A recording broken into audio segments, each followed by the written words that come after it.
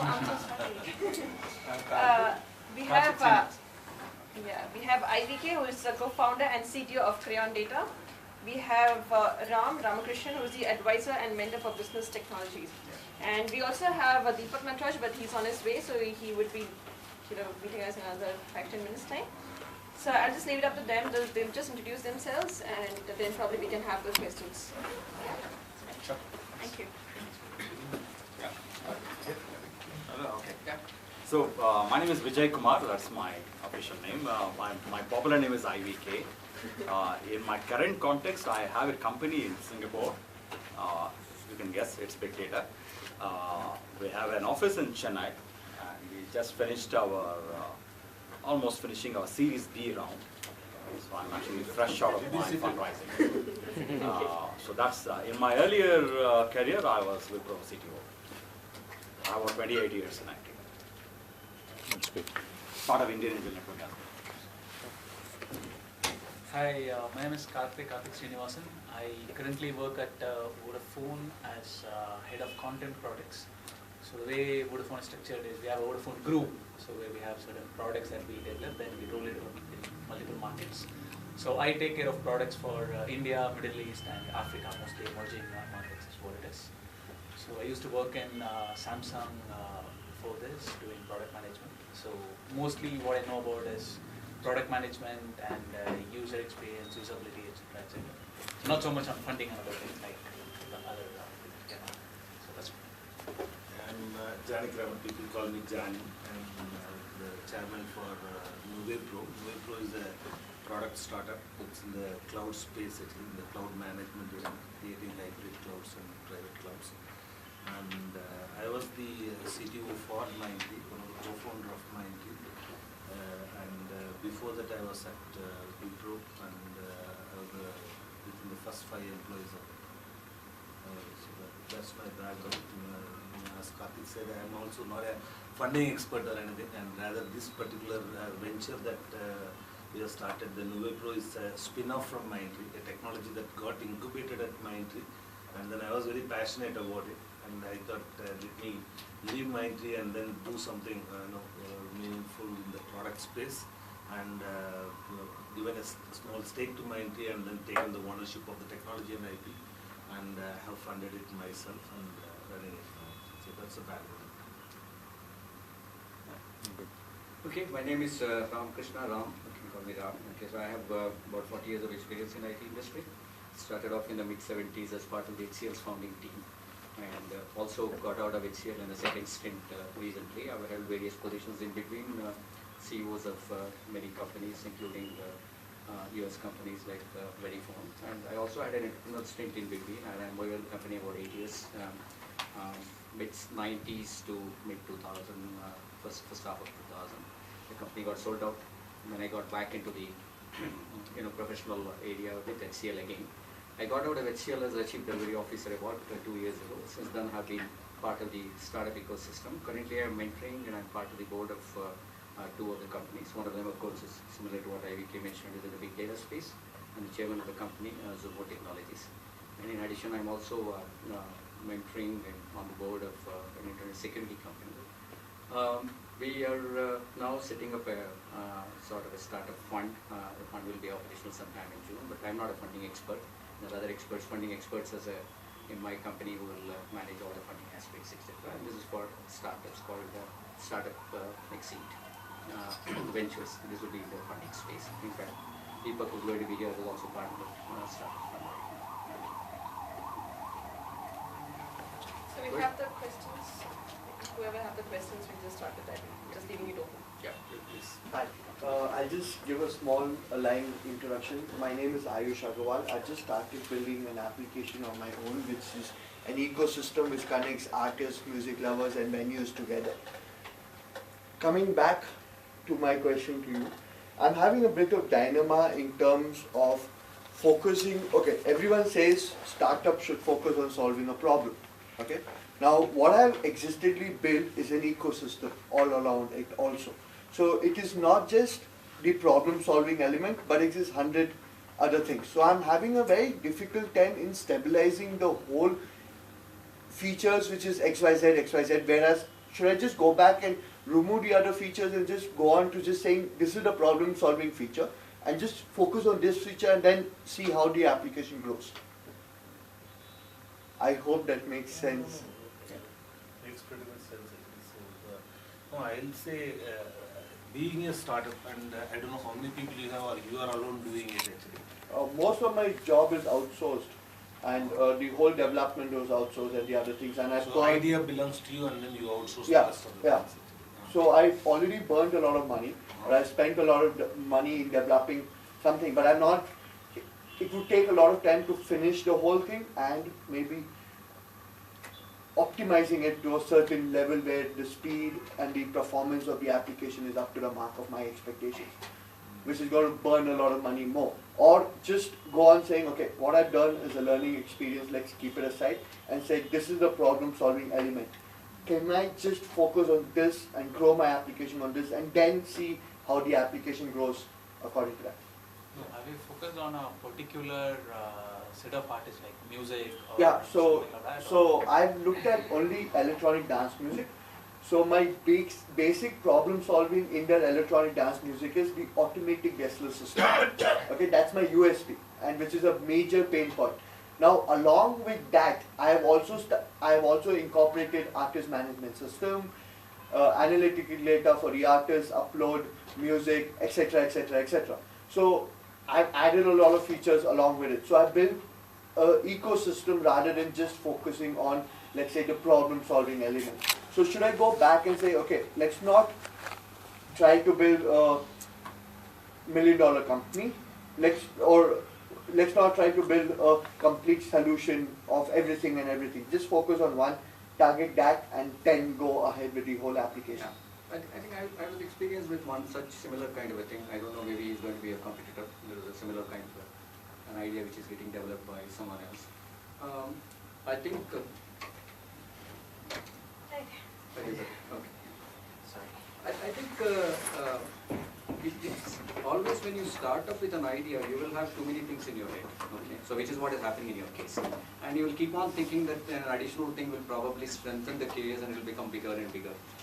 I think you need to analyze very clearly, strengthening the case, adding something to your original idea. What does it bring to you?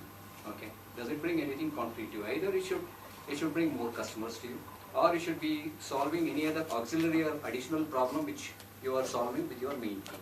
Without those additions, so any of these feature addition may not be of any use to you, because anything which you add has to bring in something. For example, if you have a main idea, and then that idea is solving certain things, like your artist at this point of time, and I'm sure you would have done a business plan, and you know that this is the kind of a business you're going to get, and so much of business is what you can get, so many people, the ecosystem has so many people will access this, and hopefully I will probably have this, your business model will indicate what kind of a business you will get. Over and above that, anything which you add, is it adding anything to that? Or is it only a frill which is there? Okay, if it is not adding anything to it, probably you should postpone it. Okay, because anything which you do has to add to your basic business. Okay? Perfect. Which is what is the most important thing which you have to really analyze. Yeah. I hope it's okay if we discuss like this and everyone puts in the question. Maybe a few minutes and then we Yeah, can go right. back to it. I think that's the moderator. Yes. Deepak, maybe I think we all introduced ourselves. Oh, okay, okay, fine. so it's started. Hi, I'm Deepak. Waiting for the moderator. Work with Aryan. Aryan's a professionally run family office, just a couple of LPs. We've done about 15 investments, 7 overseas, the rest in India. Very active in education, healthcare. A bit of tech. We also pride ourselves that we've set up some 7, probably 8 by next weekend funds, which are very theme centric. So we have one which is in deep tech, which has a built-in incubator in it. Another which is in pure tech, which is Xfinity. We've supported Tandem 3 in the Valley, which is run by Sunil Bhargav and Doug Rennert in the snack space. We have the only lady in the room, we have a women theme-centric fund, because we do believe that women entrepreneurs and women-centric themes may not necessarily get that focus from as is obvious, a very male-dominated startup and startup funding ecosystem. So we've done a few, and it's exciting. Hopefully, I can help you guys some way or the other. Ayush, So taking from Ram's thing, I'll refer to similar thing actually. I can say that you have a problem-solving idea actually. That is the core to your solution actually. And that's the one that you need to heavily invest upon, because that's the one which is going to differentiate. That's the one, if you delay, somebody else will do it. Okay, so you need to be focused on that. Then there are set of essentials along with it, so that it makes it complete actually. Then there will be desirable, then there will be frills. So you need to, you can't spend energy on everything simultaneously actually. So it's better to identify the core and then keep investing on that, and then ensure that the essentials are taken care, and then keep the desirables and frills to a later stage. Have the big picture. That's good to have, so that you have overall idea of where you want to lead to. But you need to fundamentally, at least at the early stages, focus on the core and the pretty essential around that. That's what I would say. Do you have the venue as your primary customer, or the artist, or the fan? Okay, I think so that clarity. the whole approach came into mind that, I don't know, but in business, and since my dad is a CEO, he's always told me focus on revenue generation. Okay. So when I went back to the business and said, so every feature that I've added is added due to a purpose, or it brings something onto the table. It's just not added that. But then looking at a revenue generation model from not one source of income, and looking at pricing for the artists, pricing for the venues, and in-app purchases for the customers, and having all those three as the area of focus for revenue. So you can only price a product to a certain customer provided you're giving him certain value. So when I looked at, okay, let's say if I have to collect XYZ amount, or if I'm providing these many services compared to other applications, what can I price to, and what can I deliver? So in terms of chalking it down and listing it and doing that, ideally speaking, I would have gone back to someone who could have actually sat down and me, okay, this is what you have in mind, let's keep that. Let's build a minimum viable product. Let's launch it in 20 days, 30 months, or 20 days, 30 days, launch it, validate it, and then we can grow from that. But I did not meet those people then. I met one gentleman now, 2 days back, and my application is about 80% ready from what I had in mind. And I'm still wondering, should I go on carrying on doing, because that will require heavily funded more. And should I go back and take a decision saying, let's scrap that, or let's take it as a learning expenditure, whatever, try focusing on this and going forward with this. Are you from music industry? Not, but I've worked in this industry, sir. In music industry? Yeah. So, a couple of comments. I looked at a few deals in this space, something very similar to what you're saying. I have just 2 points to make.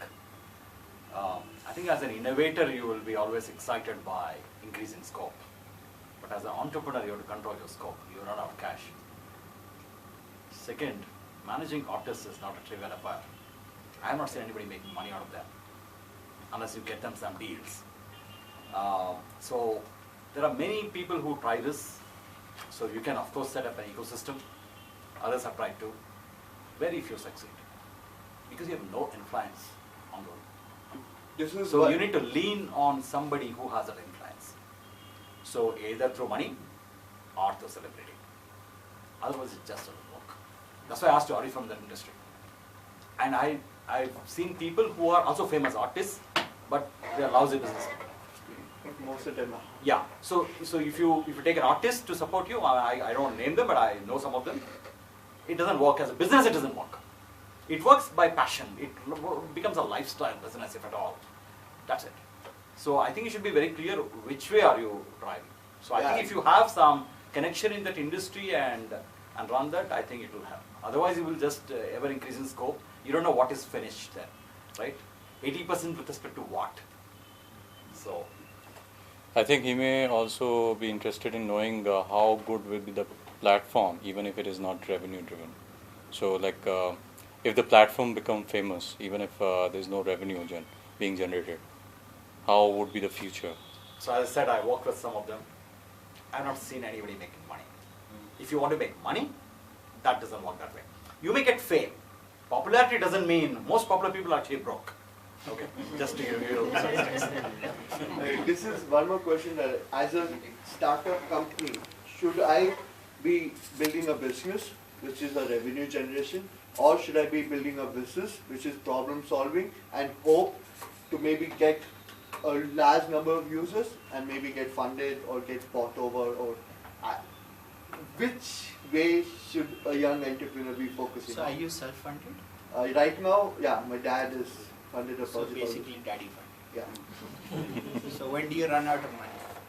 in the next 1 month. Awesome. Why are you doing this? Why are you doing what you're doing? To make a career out of myself. And if it's going to be daddy funded, what are you going to do after 1 month? I mean, the conversation is probably you're already talking about. The Talking boss has about it, bolted yeah. from this table. So what do you plan to do after 1 month? Okay, so there are two options right now. So I will have to go back to him and say, okay, give him another thing, tell him this is the areas of loophole where we spent extra, where we paid the money, this is the learnings, this is what we need from you, this is what we plan to do, and this is what our future is. That is the way going ahead with what I have. Or taking him back and saying to him, okay, what we have done now was a mistake, we did too much, this much. We would require a little bit of fun just to focus on one segment of problem solving, taking that and seeing how it goes forward. So anyways, I have to go back to him and say, have a very bank removing session with him where he literally says, you have burned the money and not done anything. So I'll just flip the question around to you. If you expect any investor to put money, and forget family, if you ask friends to put in money, what is the idea you've got that anybody wants to fund today, other than your own passion? It has a problem solving element, Uh-huh. which is validated to a certain extent. Uh-huh. That is the main USP of the business, Huh. which is grow. And it's not like the business is complete failure. I already have 5,000 downloads in the application, and it is running already on Google Play Store. And I have 400 artists who have registered with me and uploaded their music. But the thing is, that's a big ecosystem way to go ahead with the whole topic. Or should we go back and say, okay, what's done is done, let's focus on only one area and take it forward from that. I think you're very, very early. You're living on soft capital. Go home, do some lot of homework on how you're going to make a business out of this other than anything else. And that would be my sincere advice. Okay. Figure out how to make a business out of this. Because 5,000 app downloads, big shit. Nobody gives a damn today in the B2C world. 4,000 guys, great. Are you a marketplace? Are you making money for anyone? Then you're just, you had a very expensive hobby session. Figure out how you want to make a business, because however sincere you are, I'd say it to my own kid, there are a lot of hungry guys out there who are going to make businesses, and they're hungrier, they're going to get capital. So stop sitting over there and stargazing, come up with a business that works, and figure out how it makes work, how you want to make it work. Go ask 3 guys. If they're willing to fund it, you're probably onto something, if one of them is. Get your right mentors, start building up something which will make a business. Otherwise, I'm just being brutal. You had a very expensive hobby.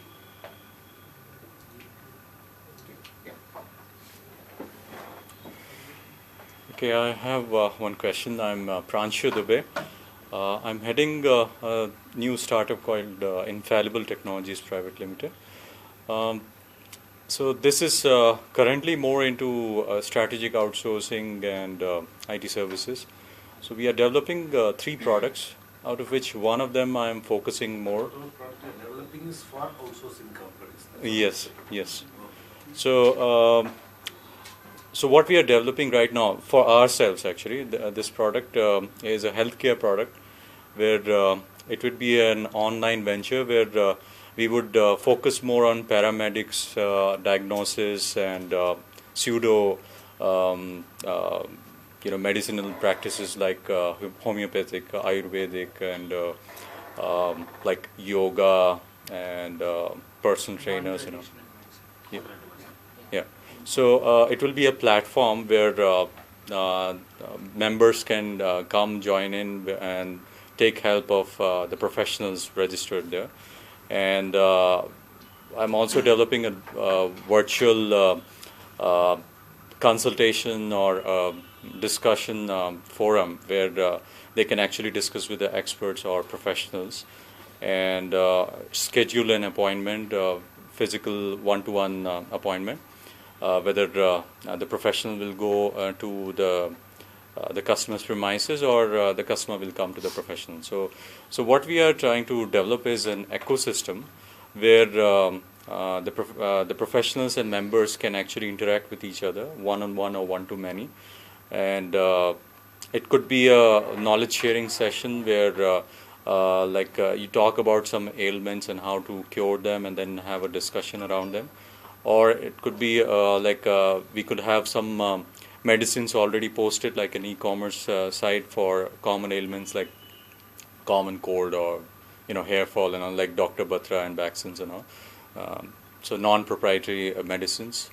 And it could be like talking about paramedicines, medics like physiotherapy, nursing, and some personal help in terms of medicine practice. And eventually we are trying to pivot to virtual healthcare solution, where it's like a virtual hospital where you have virtual clinics set up within our platform, and then the health records of all the customers or members or patients would be in the website or platform. Business model. Yeah, so the business model will be more towards it will be initially acting as a platform for the healthcare professionals and the patients to interact with each other. And at the same time, obviously, eBay or Flipkart or any other these e-commerce websites, we would be charging the users to use our platform, and it will be we will be giving a lot of value additions in terms of providing personal health record repository and scheduling appointments, automatic scheduling of appointments. So all the calendar information of all the professionals would be fed into there. So the professionals themselves can schedule the appointments for those patients, and at the same time they can actually interact with each other by booking those one-on-one sessions. I have not seen, actually. I have not come across many platforms, but yeah, I heard that. Successful right now. Yeah. Actually, the other directors in my company, they are from healthcare background. So I have a couple of physiotherapists, one homeopathic doctor. So it's a diverse team with 2 females and 2 males. So I intend to make it more diverse. So having 50-50 ratio for men and women. So what I'm trying to understand is how feasible is this platform and this project, and how do we actually secure funding for initial round or seed round to actually develop this product to be more robust, and then having some minimum number of employees for it. This is a very popular solution, except that it is applied to alternative medicine. I can say that from whatever we observed, I think they work well in the location you are from, or your friends are from. Okay. The moment you try to scale across cities, you need feet on the ground. Yeah, so scaling what I'm trying to do is trying to advertise. I'm not seeing anybody scaling. Of course, there are some exceptions. Yeah. The moment you are taken out of a comfort zone. So if it is Bangalore, it works well. If I ask you to do it in Guwahati, it will be a long way. Yeah, actually, so then all the numbers change. So you may want to understand this model. I don't know what is the revenue model, but at scale, how does it work? Everybody will get the initial physicians, I think that will be done. It's only after that. Yeah. So I think at scale you see how it works. We have not seen much of interest from the angel networks, at least for these. I myself did diligence on at least 3 or 4 very similar. Of course, it is in the allopathy and also more vertical, whether it is neonatal, maternity, etc. In fact, they do make money. I mean, all that is there, but we have the same problem that when it scales beyond the city or where you are from, or maybe beyond the state, you have some serious considerations of getting the right people, getting the trust in onboarding people. Yeah. There is also a regulatory issue that the medical council does not allow online consultation Yeah, that's the reason Unless we the are not first one is- focusing more on allopathic It's right illegal. now. Yeah. In fact, you can't even do across state. Mm-hmm. That's when only follow-ups can be done online. Yeah. So there are a lot of complications. So if I want to understand this, if somebody has to run a simulation for you on Yeah. how it works at scale. Yeah. First 50, 30 will work. Yeah. So what we are focusing right now is I'm like, aware of that, yeah. So even in cities, it's going to be a challenge because what I noticed is doctors sign up with multiple. Yeah, So there is a Practo, there is marketplace. a Librade and everything. So Yeah. in fact, I tested when I visited my dentist last time. Mhm. I booked an appointment through Practo, I booked it through Librade as well. So both of them confirmed the appointment at the same time. Okay. They don't know that I'm the same person anyways. So actually it's good that the both apps know that you are the same person and you are the No, same they time. don't know. They don't know. I checked with the doctor again. Do you actually know? He said, no, I I don't have think he no cares. clue. I received from Practo alone. I did not receive anything from Librade is what he told. So doctors just sign up because you probably offer them some Yeah. kind of stuff. So even within cities you'll find, because there are quite some guys in this space as well. Actually, one thing we observed is the one which has actually a little bit of revenue potential is it actually is not for the city users or the city patients. Mhm. It's for people who come from village or town, other Yeah. towns who come here. Yeah. They can't follow. So that is why it is done. Of course, if it is only on net, we have another issue. yeah. There are some solutions which are purely on phone. So maybe those are the ones before. Yeah, because that's what we are And that focusing too is on. alternate medicine, so it gets split into Unani, homeopathy, Ayurveda, Yeah. all that. Naturopathy, Discussion. yeah. So then it will keep coming down, no? Yeah. So So, I have a niche area for you if you want to talk about any of it. sure. Okay, I came from US about 6 months back, Uh-huh. and I see a very good business case where you can really prosper. Okay. Yeah, so that's what actually it's obviously currently in ideation mode. So I'm trying to see, the reason I'm focusing on this one is that most of my family members are from medical field. So I become alone, when we talk about IT services and data center technologies and all those high-end stuff. So the one way what I'm trying to do is like trying to incubate them and then trying to train them into IT services and then get into those, those high contract value deals, which are very difficult to get as a startup. And what I have understood is like people are not keen in funding services-based organization, particularly IT services. Angel So- networks generally do not fund Yeah. service organizations for the simple reason of pure financial modeling. Mhm. You need working capital, not venture capital. So working capital actually I can raise up to once a Yeah, year. so yeah. and hence most angel networks are averse to funding a pure services company Mm. because what you need is maybe 3 months, your salary and, Yeah. and other stuff. So you don't need beyond that, Yeah, that's which true. you should have done Yeah. if it is a P&L driven business and not a Mm. balance sheet driven business. Yeah. So, I co-founded Green Gadi. Green Gadi, which says that a journey can be an opportunity. So what we does is to make the opportunities for even for the passengers. Sorry? Green Gadi. Green Gadi. Yeah. Okay. So basically what we does is we have somewhere around 1,000 autos there in Bangalore. And we are actually putting a special device which is included a tablet, okay, internet connected tablets there in the autos. So how are we bringing opportunities? Which is the opportunity is nothing but of course the people who are traveling and this one, they can even recharge their mobiles. They can do some kind of they put some we put some advertisements. They actually can click on that one and they get special coupons, all such kind of things. So It will be kept in the auto. it is inside. So we created a design, a touch screen hardware, which is every night auto drivers take this one. So we created that ecosystem. So now we know that okay, which are all area auto drivers are going and what people are touching, which area, whether it is male or female touching more. So those informations are coming to us. So and then we look at this one because in each time we are actually transferring money. Say for example, if somebody is actually putting something for sales, okay, they can enter it through Green Gadi, this particular device, okay, and we are giving them around 10 to 15 network, okay, which kind of a wallet system. So we try to think about the wallet system. There are few multinational actually came to us, okay, who actually have a wallet system.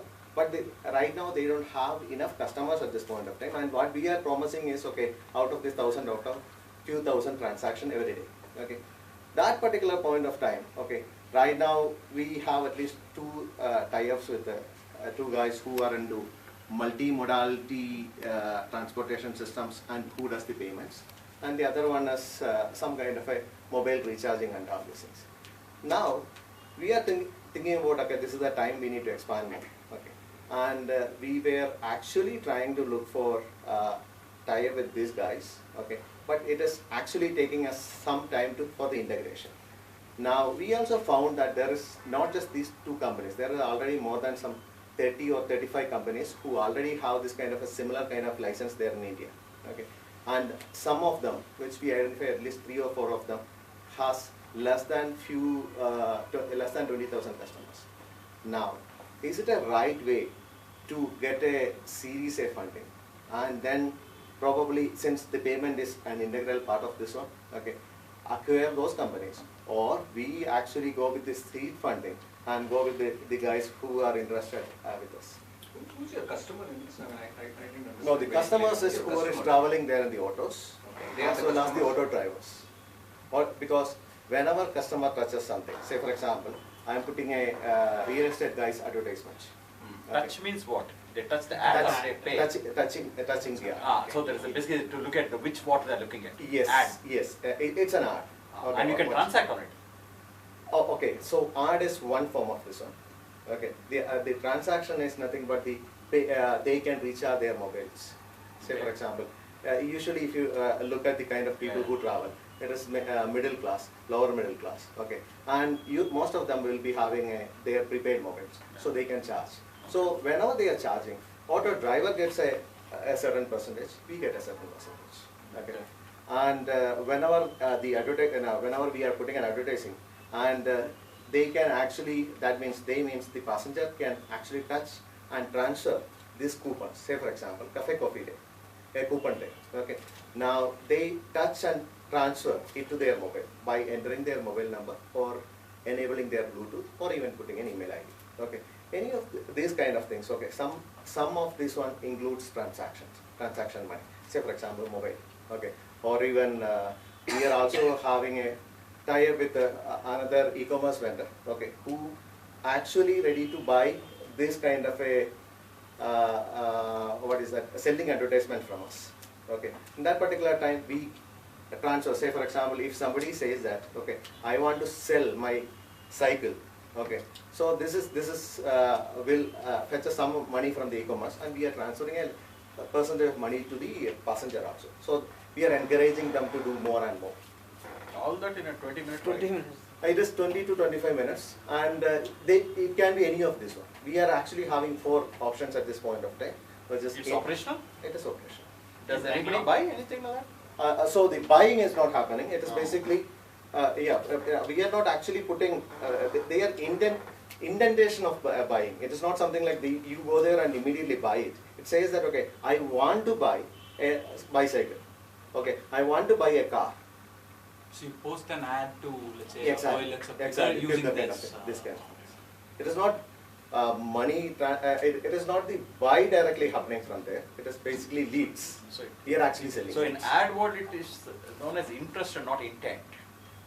I just Okay. click something because something is moving. Doesn't Yeah. mean I have any intent to buy anything. Yeah. So the thing is, we are actually getting. People are actually recharging their mobiles. That happens more often. Okay.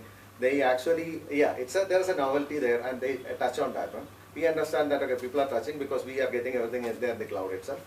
Okay, so we make a little bit of revenue just because of this recharge and all these things. Now we are actually getting a revenue from an advertiser who want to put their. How many autos like this in Bangalore? Oh, we have somewhere around 1,000 autos, but only we have In somewhere Bangalore, around 1,000? 20. No, 20 we have put the tablets. Ah, okay. And we are actually putting another 40 more in next week. So we are doing these experiments for almost 2.5 months, 3 months. So we are, Who funds the tablet? right now it is self-funded. No. Does the auto driver pay for the tablet? Auto driver you just give pays, finance or what do you do? No, auto drivers pays the initial $1,000. Okay, even though the tablets is somewhere around 4,500. Okay, so the remaining money, which ultimately we are also giving a share to the auto driver if the passengers are buying or putting some arts and all these things, right? We will reduce 300 every month, 300 rupees every month.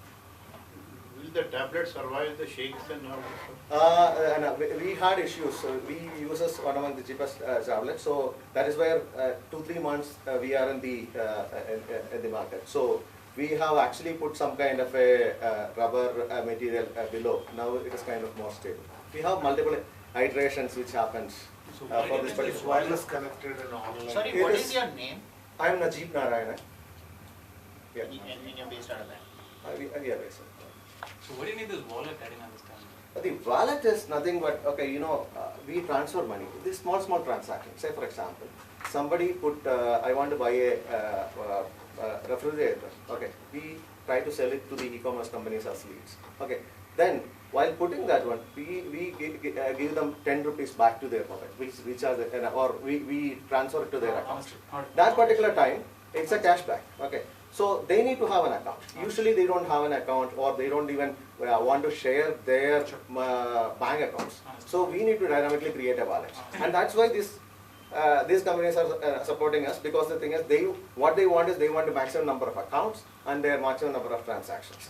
And in an auto, there is around 25 to 30 people travel in a day. Okay, and out of that one, we are saying that minimum 5 to 7 transactions will happen. And looking at that How one, do you know that? we are actually doing it for the last 3 months. So, I mean, I've done a similar case in taxis, forget autos. Okay. Doesn't work. Mhm.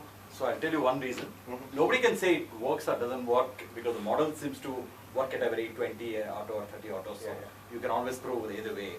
My suggestion is actually to prove the user-centric model here. That does any consumer or traveler, they really transact, or they just showing, just come clicking. I think it is too small a scale Yeah. for you to consider. I mean, I don't know whether I understood right. You said you want to buy the payment company or digital wallet company. I don't know whether you know the revenues they have. Okay. So I'm I not think it's a talking very about- long way. Yeah.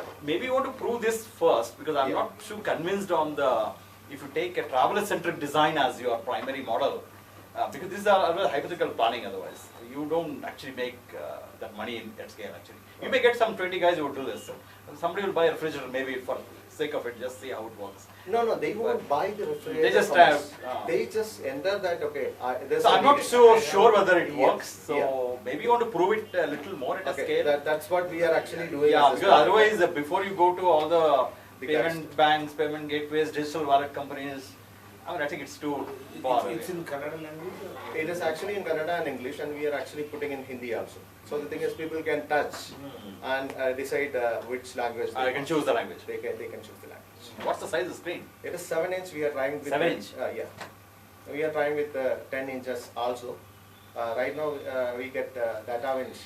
It's one among the cheapest tablets. Yeah, it is 7 is what? I'm aware of them. We have done with them before, so I know how it goes. Yeah. So I think, in my view, prove it at a slightly bigger scale Okay. before you derive conclusions Derive, and say try to build models and spend costs and then try to raise money and all that. So I think you may want to just do it at a slightly higher scale and then see. That's what I would think. Yeah. Thank you. I don't know whether 20 autos is too small. I mean. No, 20 autos. Okay, we are just installing. We already have 1,000 autos. 1,000 autos. But Because not if I have to with look this. at your financial model, then I'll come off inventory, who keeps the inventory, who pays for the inventory, how do you know, how do you manage the return. I have done it for 1,000 tablets in education institution with a US VC funding. Okay, didn't work with Airtel. And we are talking to top of the line institutions, so you should not have any money problem. Here you're looking at a guy who pays maybe 50 rupees, 100 rupees or 200 rupees for auto. So you see the spectrum, and they rarely work. And touch interfaces, especially if it is that company, that sensitivity is gone in 2 days.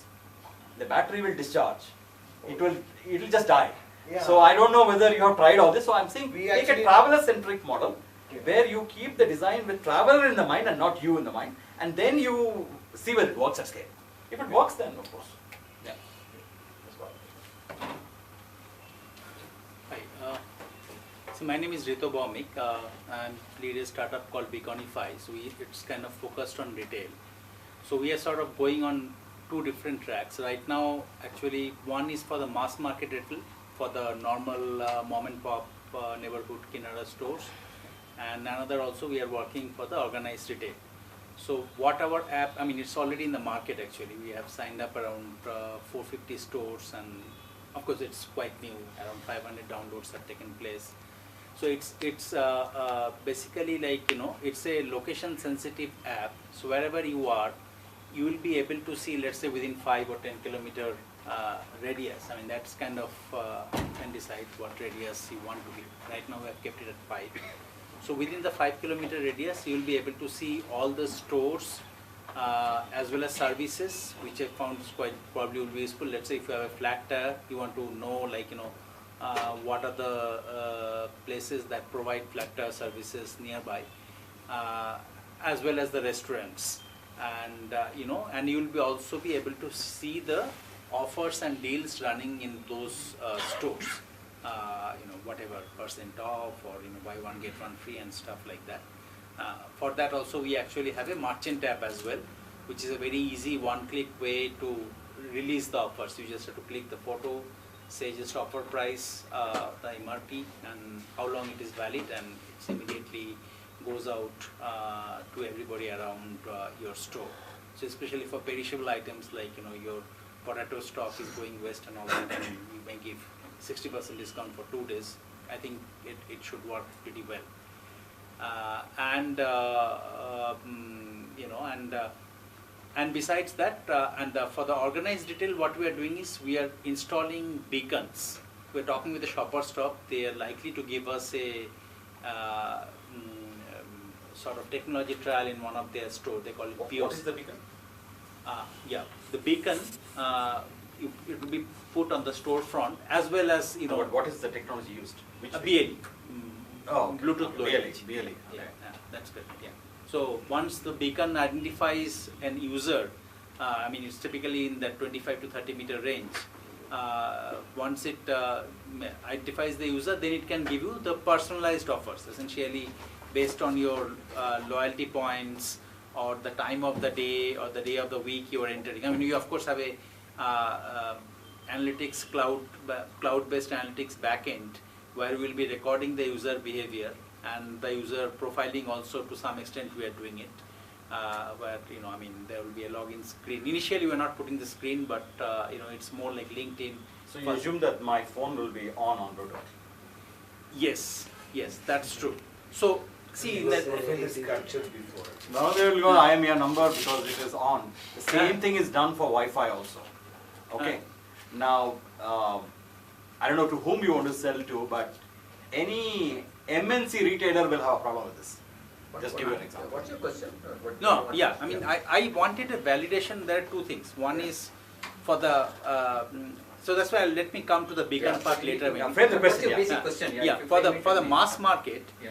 there are 2 things. One is I want some ideas about what best to do to market our app, because we have talked with couple of investors, and their viewpoint is, well, and by the way, I mean, whatever the point which I did not touch upon is also, we have enabled home delivery. So we are actually right now listing stores only who have home delivery. So instead of driving to the store, you can order items to be home delivered and all that. And right now it's just a call. I mean, we are putting the number there. It's just a call button you can call. But we are also putting a chat that's kind of being worked on, where let's say you can, we will be able, while we are not taking responsibility for fulfillment, of course, because that's between the merchant and the consumer. We are just a marketplace or a platform providing that. But at least in a, let's say if we are providing a rating system by which a consumer, if let's say if the merchant does not take up the call, or the number is out of order or whatever, they will be having a way to rate the merchant, and that way the feedback will also go to the merchant. Merchants will be incentivized to kind of fulfill the order in a timely manner. And also we are putting working to put a chat window where instead of doing it by phone, they can just give a order through SMS or order through a messaging system.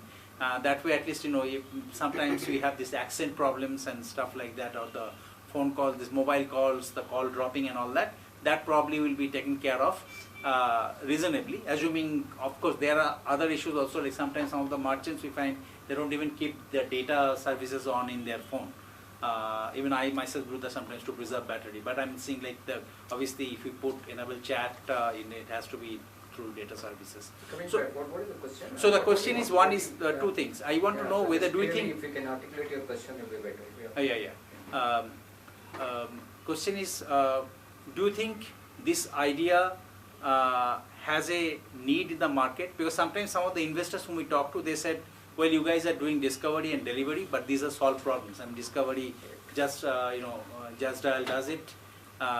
Well, you are doing delivery, but then I mean, if your fulfillment sucks, like if the merchant doesn't deliver or the merchant does not take up the phone, people will blame you and then move to another app, because this is kind of relatively crowded space where a lot of people like Nifla and all that who are well funded are moving in. Whereas in our case, actually, 6 of us banded together. Out of them, 2 are fully working. Rest are kind of they are working elsewhere. But I mean, we do.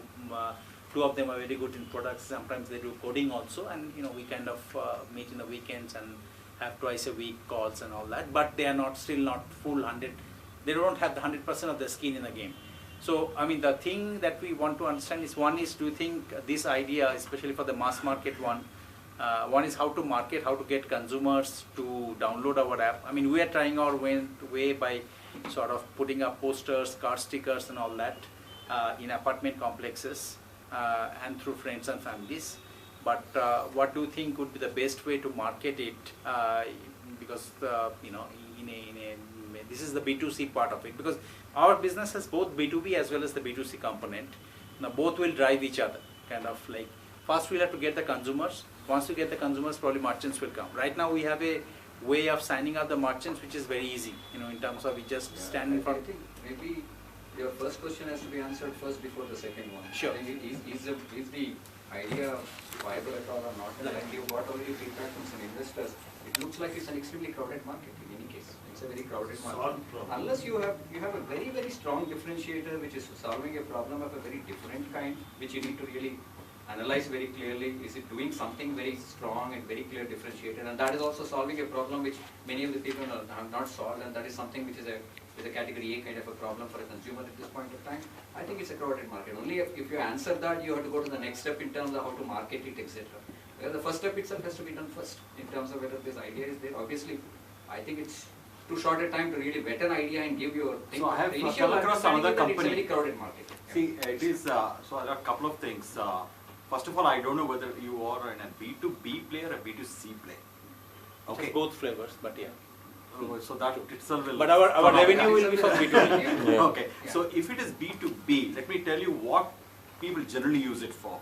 Now, it is not on BLE, it is generally on Wi-Fi, for the simple reason that the beacon is normally turned on most of the time compared to Bluetooth. Yep. Okay. And people just walk out. And there are companies, a few of them, some of them in India, they track that, and hence they know your device ID.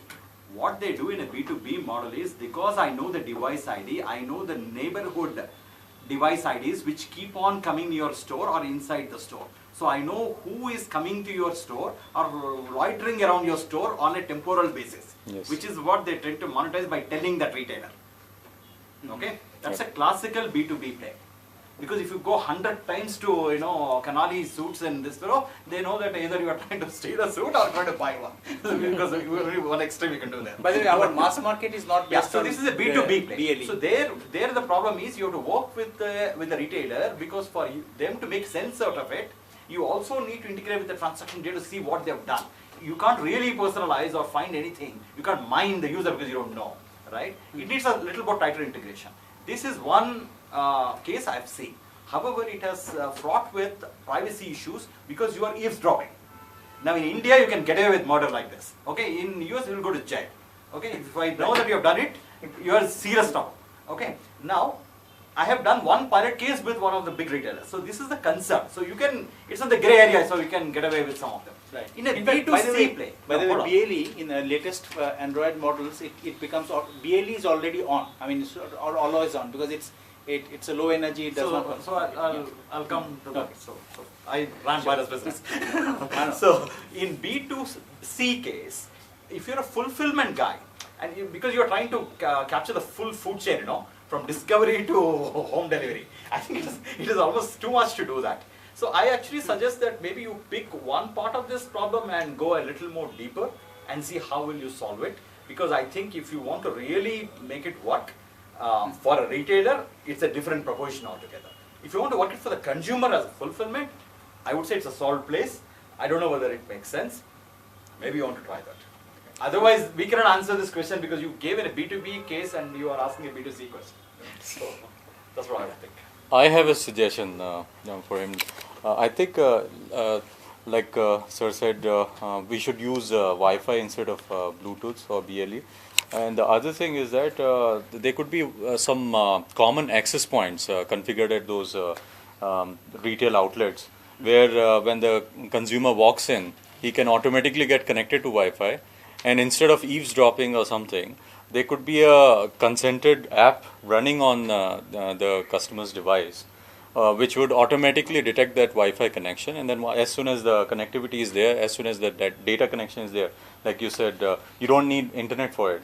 You just need that Wi-Fi data connection, and then once that data connection is established through that automatic Wi-Fi connection, you know, they can exchange those offers and reward programs or something, whatever is the offer for that particular user. You can run analytics also.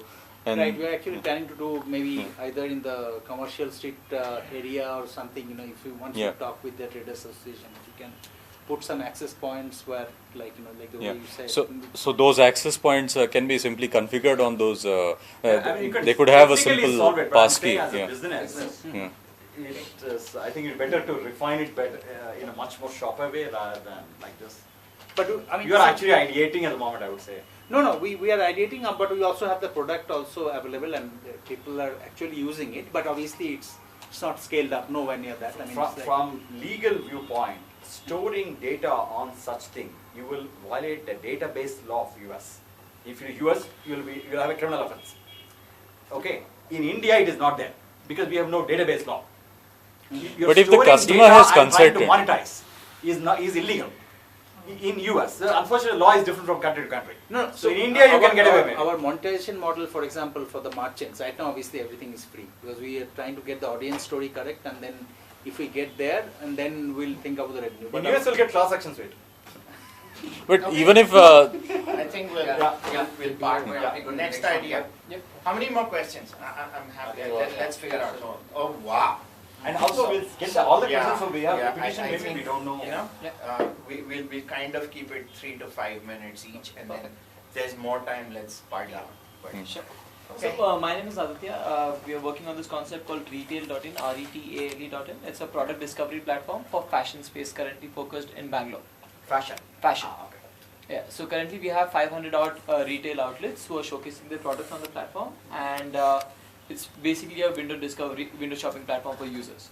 So they get to see products that are being sold in commercial street without actually going to commercial street. So what we are doing is we are bringing window shopping aspect on it and catering to the audience who still prefers buying offline, which is majority of the market. So that's what we're trying to solve. Buying offline. Yes, offline. So we are not targeting the users who are comfortable purchasing online. They don't buy from your system. They look yes. and then they go and buy. Yes. So we give them directions. Probably not always buying for a discount. Probably. So, and in that case, what we do is we give them incentive of getting exclusive discounts for them. So that perfect. Backwards. Yeah. So basically, products get the users onto the platform, discovery aspect, and offers incentivize the user to make that move from website to the store to make the purchase. Just trying to pick brains on in terms of there are various startups in the space, and what do you think have worked, or why do you think someone like this in this space hasn't scaled to India? Probably one aspect is scalability, because there's a lot of fleet on the street issue. Apart from that, if there are any other boutique shops in the fashion space? Not necessarily. We are talking about retailers who have stores in commercial street who've been there for 30-40 years. Like Mysore Sari Udyog is one of our clients, for example. So we have those guys. We have the corner shop who probably doesn't even have a Facebook page for themselves, and then we have boutiques. We have Vero Moda, Jack and Jones only as also on the platform. But currently we are still trying to validate if the users want to see the content that we are giving them. Is it mass fashion or a direct line, or is it so it's everything. Users get to choose what they want to discover. So as I mentioned, we have national brands like Vero Moda. So is it like a virtual experience of doing commercial window street shopping, before yes. you get there, Yeah. and probably do your shopping planning. Yes, and Before you we land give up. you offers to top it off. And yeah, and So you offer when just make somebody it wants sweeter. to, Yeah. when somebody wants to buy, let's say, a vanity bag or something like that, so you put that and then it says which are the shops, what are the different things. And You then get to what see are the product prices, pictures also. Product features also. Product pictures also. Product pictures also And of the- various shops. Yes. Same product. Yes. And then you compare prices, then you go there and then buy it. That's what you say. It's image or video? Image. Image. 2D or 3D? Does it have a rendering 2D. of 2D images. 2D? So you see only in planar fashion. Yes. So if you want to see an LV bag, it will be like that. It'll be a 2D image. It Yeah. doesn't know whether I have a triangle, know what is there or that. You can't Not turn, yet. now that you can't do. Okay. So it's basically a simple image Yes. driven discovery. And the buying always happens at the store. actually. Yes. It is not online. It's only for viewing and getting the traction and Taking then the coupon and then going. Yeah. What is the problem? Scaling of it. Yeah, scalability, and if you guys think that there is any other fundamental problem in the whole idea, which is the reason why none of them in this space hasn't scaled to India yet. How do you make money? We charge the merchants. Currently not charging them, of course, but the challenge again comes in the trackability aspect. How many users are we actually giving them, and what is the worth and stuff like that.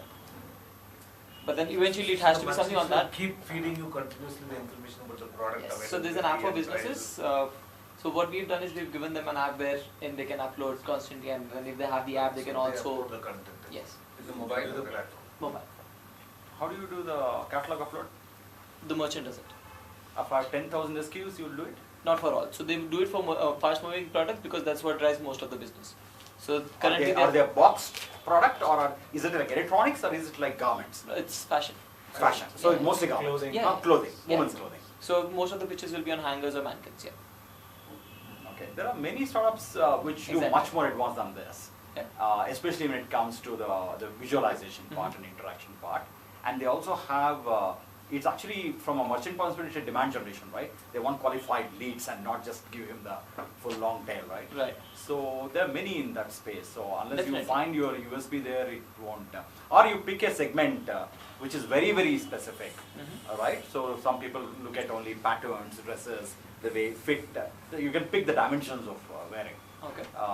If it is silk sari, for example, this is Mysore silk, right? Right. So it is Deepika Govind who is the main designer for them, right? So I'm not aware of that, but yeah, so Deepika is a good friend of mine. So, Okay. so the problem with that's I ask you what is the range. If it is 15, 20,000 range, they want to know how it drapes. Right. North Indian style, South Indian style. If you can't Right. say all that, they're not going to make up in their Of mind. course. It will just say, okay, there is one thing like that. Right. Okay. So two things I found which are challenges. One is towards merchant side. Mhm. The qualified leads they want, because otherwise you'll give them some a million hits like this. The other side is on catalog uploading, which is not trivial. So if it is a simple upload versus a little more advanced, there are Right. many things which are more advanced, might maybe do it. Right. Yeah. So I think you have to be razor sharp on the way you define your fashion. Mhm. Yeah. I mean, I don't know whether is it interactive. I mean, it depends on is it fit oriented. Is it so you need to, like, if I want to buy a white shirt, maybe I don't really care. But if you want to buy something a little more different, kurta, then I want to fit and also. Right. You may want to consider. There are many in this space. Definitely. So that's the reason why I'm trying to figure out like why haven't the scale And tools fairly in more India? advanced, especially on the image analytics. Image and video, both. I have one thought on this. You've probably considered it, and you've probably spoken to people as well. So my concern is that somebody who will use such a website or such an app to actually look for fashion, and to somebody who is technically savvy and wants to do it, might actually be comfortable buying it online. Because when I speak with people, they're fairly comfortable and much younger than me. So they are like, we are okay. So I'm like, how do you buy your garments and shoes, etc. They're like, okay, there's always a free returns policy, so I don't really care about it. So my concern is that somebody who's fairly advanced to use this app, to get to know about this app and use it, might be comfortable buying it online. Versus somebody who will not be comfortable and actually prefers to visit the store, may not know about this app, and Right. That's the concern. That's the first. Definitely. That's yeah. I think this is like the start of Snapdeal. They used to have these deals. Devices in mind. We started with YouTube because that's the greatest source, and what we have built now is it can work across various platforms and various players. And so the core value prop is for the end users, and now we are trying to market it through the content delivery platforms, such as the apps which distribute content, so it could be Spool or whatever. And so for that, we have built SDK, which can be embedded into the apps. So it's a functional library, and this is so it's a very, very focused problem that we are solving. This is to bring a differentiated viewing experience to the viewers, which of course the viewers are unlikely to pay. That's what our hypothesis is. Now the content creators who bring in the content, which is pretty much common across, so the same content is available on YouTube and Spool and BigFlix and everywhere. So now this kind of experience would help them differentiate their against the other viewers, or against the other platforms. And that is where we are finding it a little difficult to pitch the right way to the distribution platform, because as of now we don't have that quantifiable data that their viewership would increase by X% or their the traffic would go up by whatever. And so that is one thing. So this is where we are finding a little bit of difficulty. How do we take this and sell the technology to the content delivery platform? That is one. The second Who's is the customer. The content delivery platform is your, the content delivery content creators are your primary customers here. So how do you get the payment for it? So we will be licensing it to the delivery platforms. Okay. So the second alternate we are thinking of is well, the core value prop is through the end user experience, which right now is we are looking at YouTube primarily. So we can bring a YouTube the Chrome extension, which now will so far whatever sample videos we have, they are sitting on our website, which can be embedded into anybody's video blogs or something. But that is a disjoint experience, because it's very unlikely somebody who has left their videos on YouTube would ask the people to come to drawtime.com and watch those videos. So that's not going to happen. So now we take that experience on YouTube. So the users now have the same experience on YouTube, and there we have concerns about what is the marketability of such an extension. And second is the revenue, because the content is owned by YouTube or whatever, somebody, and YouTube only controls all the advertising. So what is the marketability? So even if we generate a whole lot of data about the viewer behavior, so not just the videos that they watch, which we make snackable, there may be a whole lot of other videos that viewers will watch, and we track that behavior from the browser extension. What would be a case for using that data? That's what we are now debating, whether and that is a go no go decision for us to build something for end user directly, or should we just focus on the SDK part, which we have in hand right now? And so what would you comment on? So in this video, is it 264? Is what? Is it S.264? What is the standard you use? It's a video markup language, right? Do you use a video markup language, or do you? No. So how do you tag it? We make use of simple HTML5. That's it. So Okay, how so do these it's tags appear if I'm on a browser page? How do these tags appear on YouTube? They appear on the browser, the player itself, within the player. You need some extra JavaScript to be loaded. Yeah. So it's a developer. It needs a developer intervention. If I take your SDK, I have my video rendering. I have to use it to mark it up, right? As long as your HTML5 compliant, there is not much of an issue. It's a minor few lines of code. That's it. So the original video simply does not get modified at all. So it can be Okay, it's only a control issue. It's only a control. Okay. So we don't touch the codec. You don't touch the codec. Okay. Initially, I thought you touched the codec. No. In which case, we'll have a very different No, conversation. we don't. Exactly. So whatever we have done so far and whatever we plan to do is without any IP violation. Because it will be full of and packets. we made sure that we are not violating any YouTube terms or whatsoever. Okay. So one of the things we did recently was we just released an app with yoga videos, just to see how the viewers take it, and we didn't market it a whole lot. We found that viewers not only make about more than 2/3 of the viewers actually make use of those indices that we add in, the bookmarks that we add in. They create their own bookmarks as well, and some of them go on and share those bookmarks. So there we have some bind that mobile viewers definitely, we have some data to say that okay, yes, mobile viewers like this kind of viewing experience. We don't know who they are and all that, of course, but we have some data on that. Now, have you spoken to somebody like a school or a ViewClip? Yeah, we have been talking, yes. You come from the same industry, so maybe. I run a video service as well, so I'll be interested in talking to you later. Please do connect with me. Sure. I run a video service in Africa. Fantastic. We launch here soon. So it's pretty interesting. So on the UGC aspects of what we want to do in our video product, this is interesting. So I wanted to know, because you said that one is put a Chrome extension and collect data and what you do. That we have started doing it. No, I mean, if you do that, your customer will either become YouTube itself or it becomes one of the MCNs, the multi-channel networks. Correct. And the guys that exist. Yeah. Because those are the guys who will be interested in knowing the pattern of video watching, which aspect of, which element of video they watch and things like that. Right. Or it's going to be one of, like you said, spool or... But what we don't know is how do they use that data, even if you come with profiling. So the people who watch, say, Bollywood movies, about 80% of them also watch X and 30% of them watch Y kind of... That's an affinity model. That, that they will be interested. I can assure you that. But your bookmarks can be searched. Yeah. They are searchable, right? Yes. Then you can build the cloud. Yeah. Then you can build the affinity. See, that is why you are tracking, no? Yeah. So that is the whole point, right? Yeah. So you are trying to see across a large section of people what is a co-occurrence, right? That's what you are trying to build an affinity for. Yeah. But my view is, I thought this is already a solved problem and many people do this. So what is the average video length you assume? How much they watch? No, the length of the video.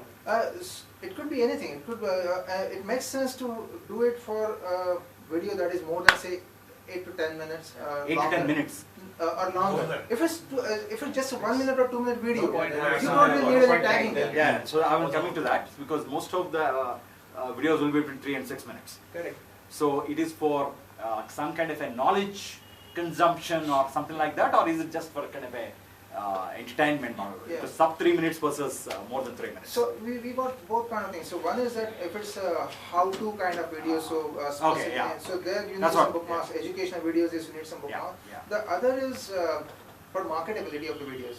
So you come up with a single, Concept. or you have just some small skit, and there's some 10 seconds dialogue, which is really something that would attract. Did you the speak to crowd. Google? And that is. Did you speak to Google? Say yeah, we did. We did. did. Yeah. YouTube, It's nice. You just prove it to us, and then we'll think about next. What, you talked to Sunil Rao?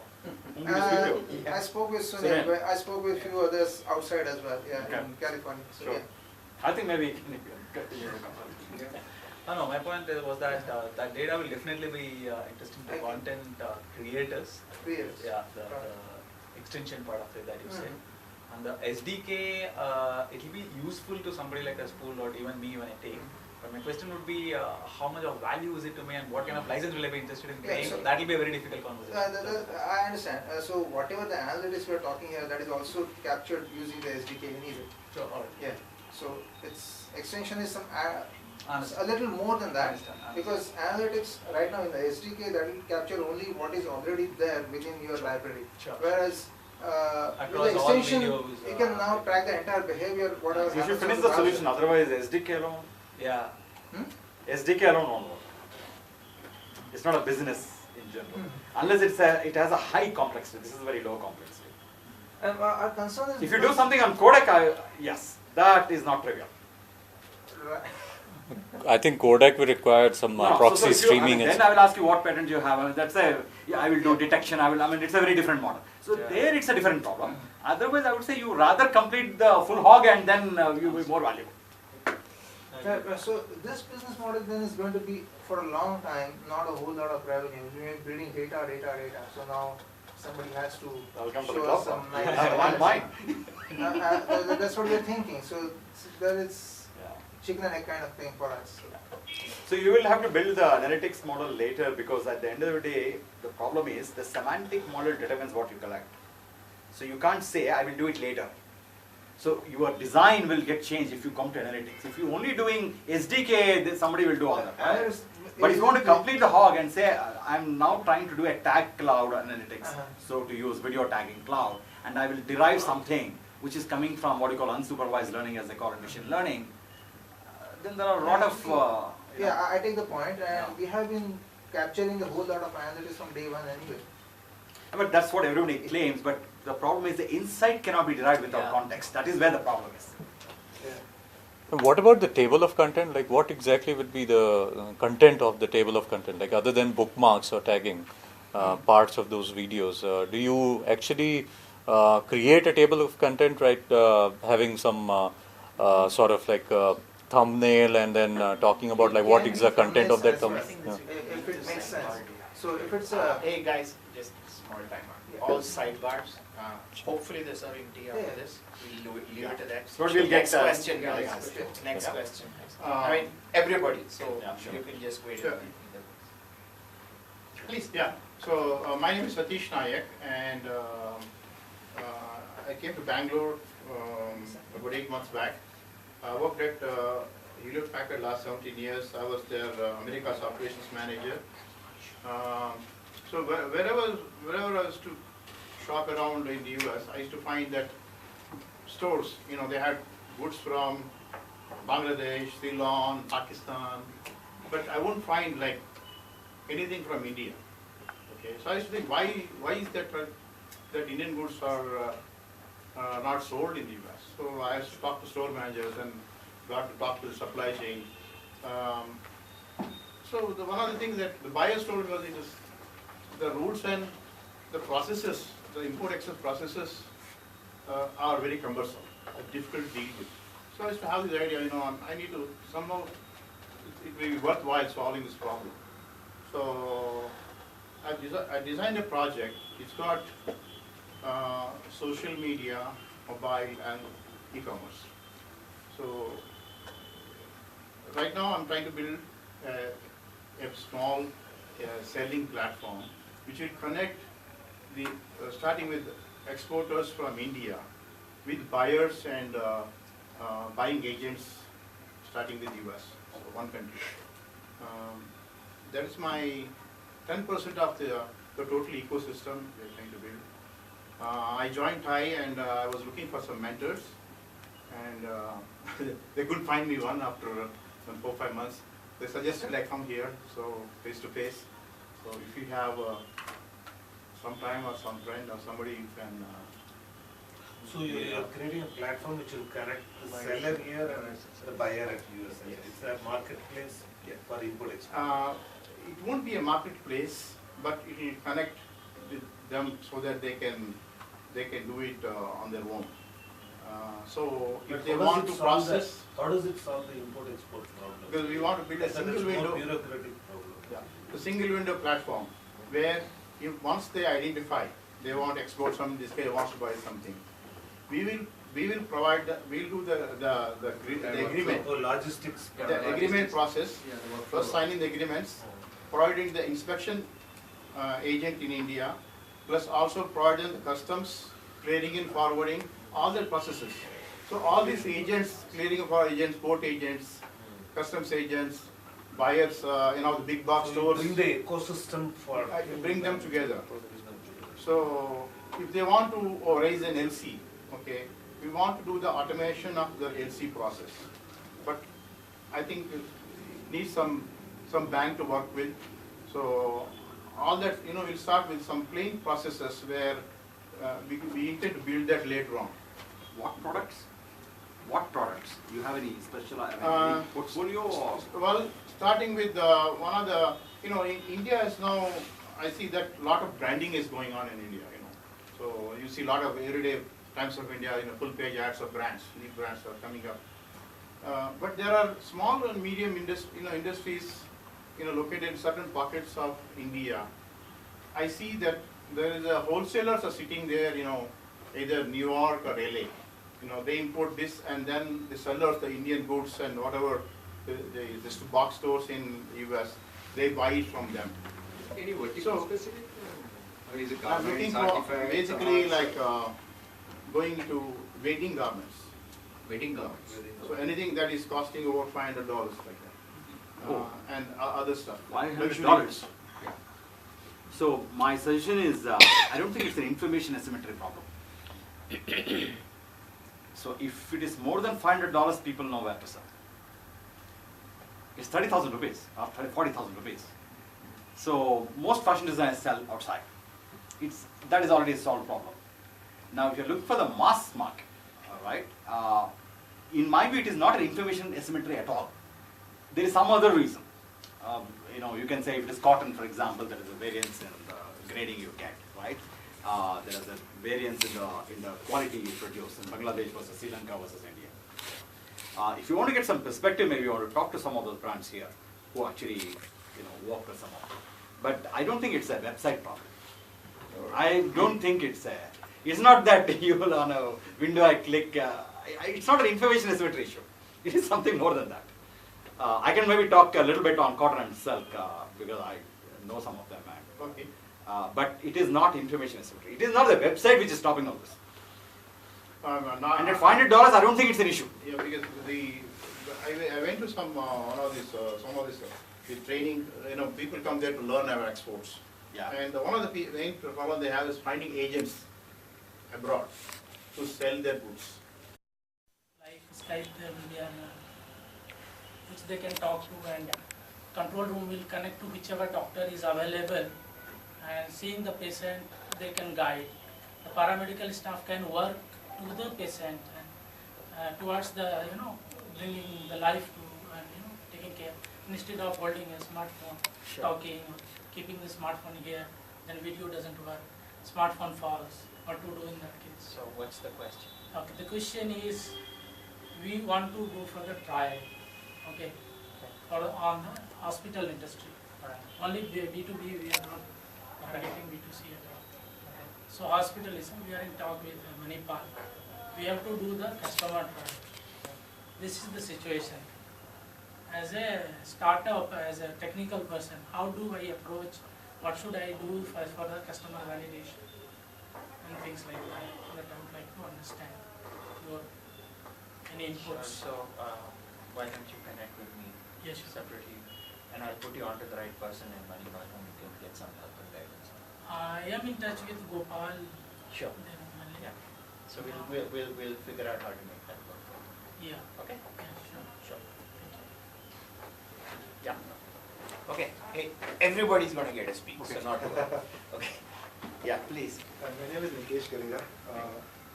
My company is called Events High, EVENTS HIGH, Events High. We are also part of the TIE Underprema program, so closely connected with TIE. So we have reached an interesting point in our startup journey, and I will ask question at that point, but I want to just take 2 minutes to how we reached there. So essentially the problem is about how do people know what's going on in terms of events, activities and so on around them. There are thousands of events happening in Bangalore every week.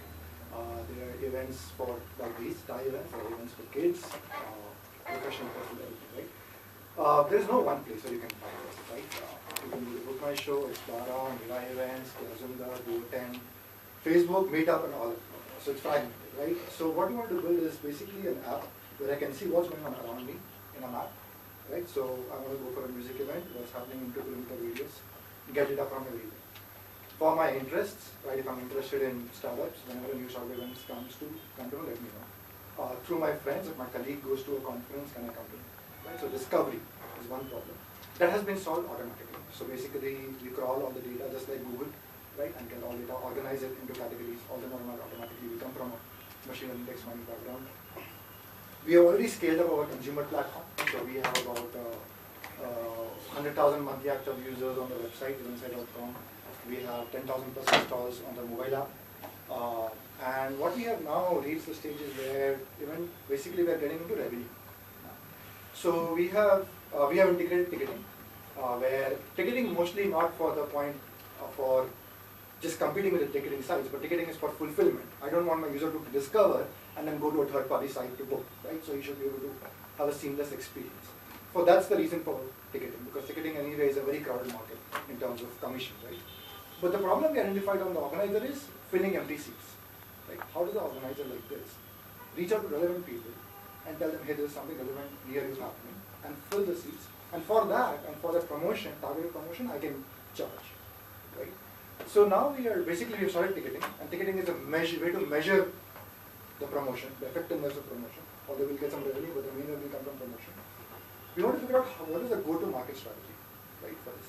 So one thing we have been trying is we looked at all events we collected in our database. We got all the organizers. We started calling them up, right, and we started emailing them, saying, hey, we do this, we can do targeted promotion and all that, right. And so there's a big long tail, and there is venues, right, which you can go one by one, and so on, right. And there are peer agencies whom you can go to where everybody comes anyway, and then we can reach them.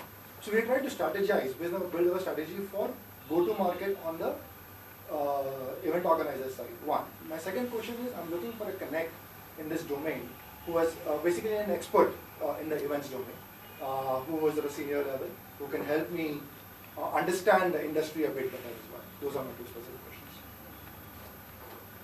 What events?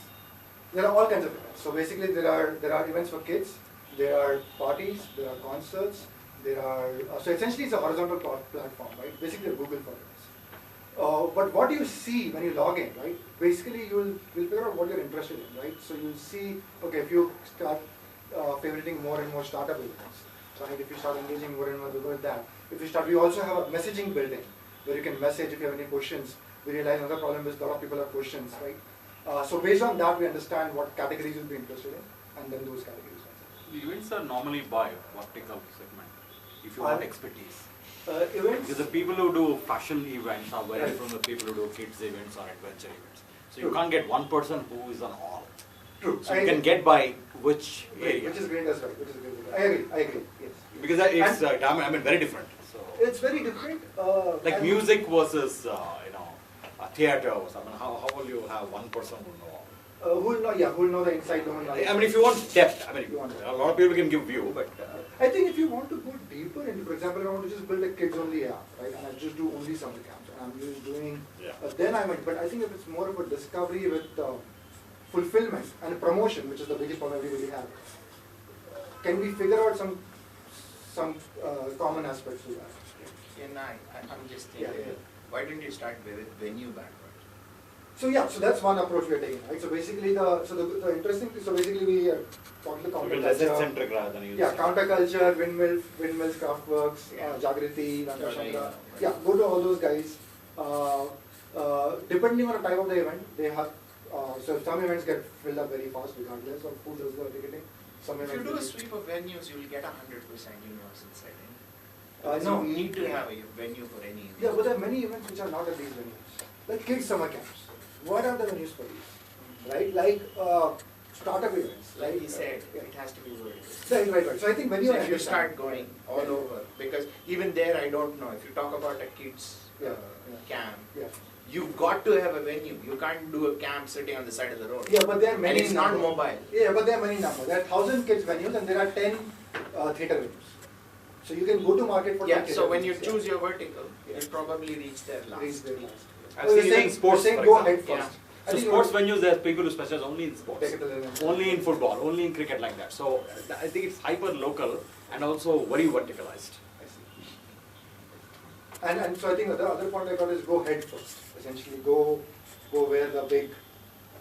See, that's since you come from machine learning, so you need to differentiate between semantic view and transaction view. Right. If you're building your business based on transaction view, it's very different. It will not have any intelligence, right? It just tracks volume, right? And you want just connect and funnel. If it is semantic model, then it's slightly different. That means there is some insight, there is some you have high conversion then because you know whom you're targeting.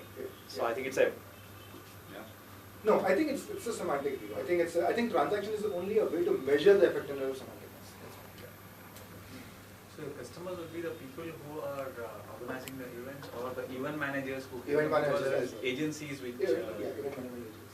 So you have spoken to them and I've spoken to one big event management agency in the music space. Even they are divided by this fine arts model versus fine art. Because it's not that you can't do fashion show, classical music, concert same way. So basically the thing is prioritize your top verticals and start attacking them as well. That will be right.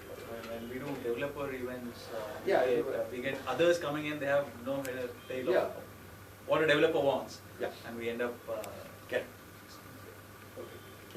Great, thank you. And even in the verticals, if there's anybody whom I can speak with, I can do it. Thank you. Hi, my name is Sangeet. I'm running a startup company called Bixera. It's is a it? Bixera, Bixera. Okay. It's a business management platform designed for micro organizations and professionals. Right? When I say business management platform, it has functionality in industrial terms from ERP and CRM, but it's like stripped down versions which are specific for micro organizations, not very complex like Tally or Salesforce, things like that. Right now we are building the core application on the top of which we will have smaller applications designed for different domains. Could be like for a spa or a shop or an annual maintenance contractor or different ones. These are workflow solutions typically used by employees of the organization. Yeah, so it could be a micro organization, so where there are multiple employees, or it could be like a professional also. Right? So no, I mean, what I meant is there is no, I mean, the customer of the organization is not involved in using it. It's only within it's a enterprise application. Yes, the end customer also will get a self-care application, right? So basically, like if Airtel, right? So whatever these big guys are giving, we are just bringing it to a small. So I have basically two questions.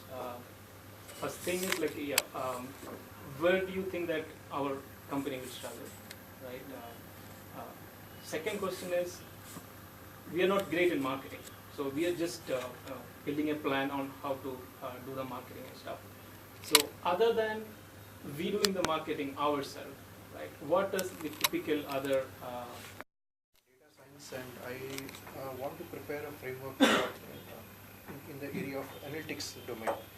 And I'm right now doing a market study to see which domain I would like to actually focus on. So I'm in an initial stage. I have not started, maybe 4 or 5 months. I will prepare a domain or the framework for the big data and in the analytics domain. Since I have interest, I would like to focus in this. But domain, I also got a feedback that you should focus on one area, not focus on wide, because when you do case studies, you have hundreds you can do on image processing and so many areas. But should it be on automotive domain or finance domain? I am a bit, since you have some background, I would like to know some things, how to start on the domain aspect. Framework should be okay for me, I feel. Which direction to take, like the data, you have to spend time, understand, get a good feel. I think the domain part, I would like to get some. What is the horizontal problem you are trying to solve for? My thing is in data science, I enjoy it and I would like to continue in this area. But I don't have a domain at the moment. For example, you can get data. Once you have data, you can start applying machine learning and you can start to understand or you can build up a framework.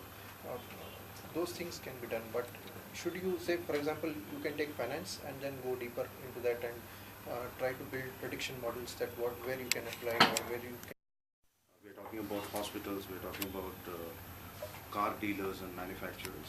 So right now I picked up a segment which is in the automobile segment and living with the customer, which is the car dealers and manufacturers, and trying to develop the features and use cases.